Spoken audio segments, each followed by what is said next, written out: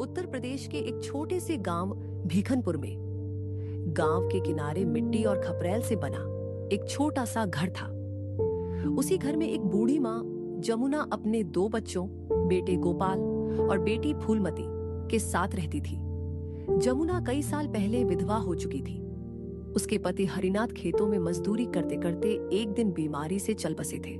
जाते जाते वे न तो धन दौलत छोड़ पाए, न ही कोई बड़ी जमीन, बस एक पुराना सा घर के पीछे थोड़ी सी बंजर जमीन और बच्चों के लिए मां के दिल में भरा हुआ अथाह प्यार छोड़ गए थे।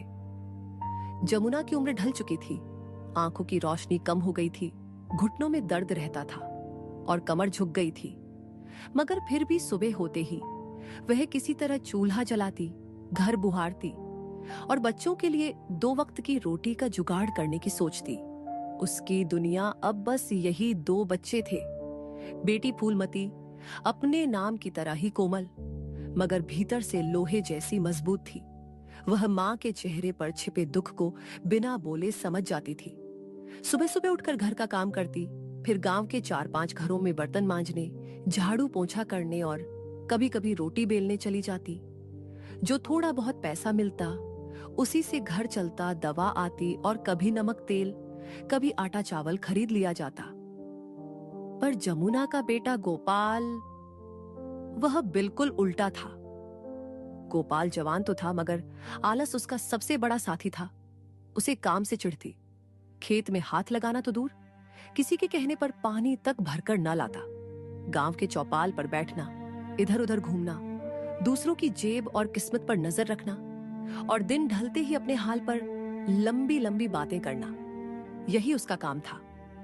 उसे लगता था कि मेहनत करने वाले लोग मूर्ख होते हैं और कोई ना कोई आसान रास्ता जरूर होगा जिससे बिना पसीना बहाए पैसा आ जाएगा। एक सुबह की बात है। जेठ का महीना शुरू हो चुका था। सूरज जैसे सुबह से ही आग उगलने लगा था। हवा में गर्म राख जैसी तपिश घुली थी। गांव की पगडंडियों पर धूल उड़ रही थी, पेड़ों के पत्ते तक झुलसे हुए लगते थे। ऐसी ही तपती सुबह में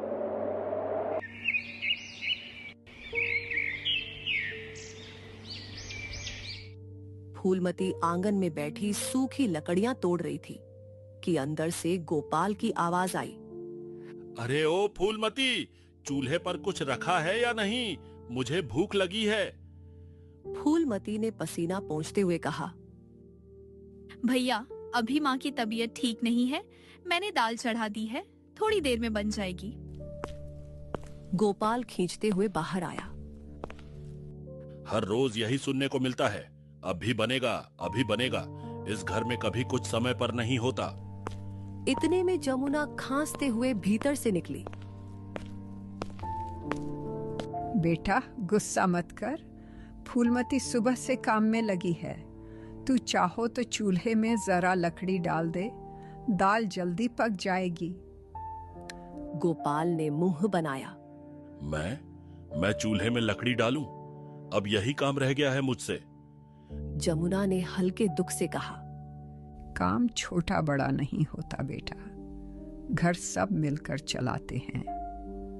गोपाल हंस पड़ा। घर? ये घर चल रहा है क्या?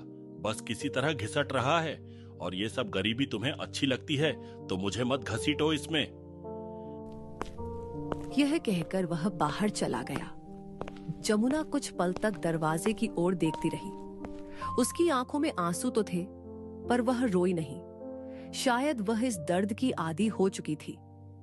माँ, तुम मन छोटा मत करो, मैं हूं ना।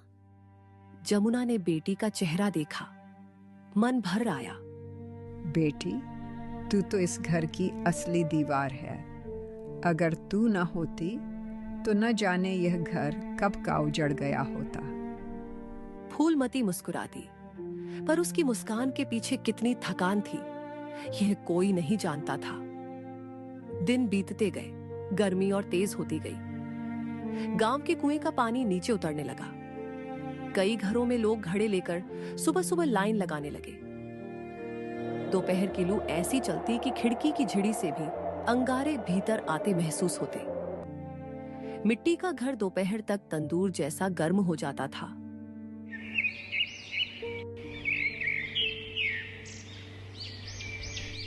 फूलमती सुबह 4 बजे उठती। सबसे पहले नदी के घाट से पानी लाती, फिर चूल्हा जलाती, माँ के लिए पतली रोटी और नमक मिर्च रखती और खुद बिना कुछ खाए गांव के ठाकुर साहब, पटवारी की बहू, मास्टरनी जी और 2-3 और घरों में काम करने निकल जाती।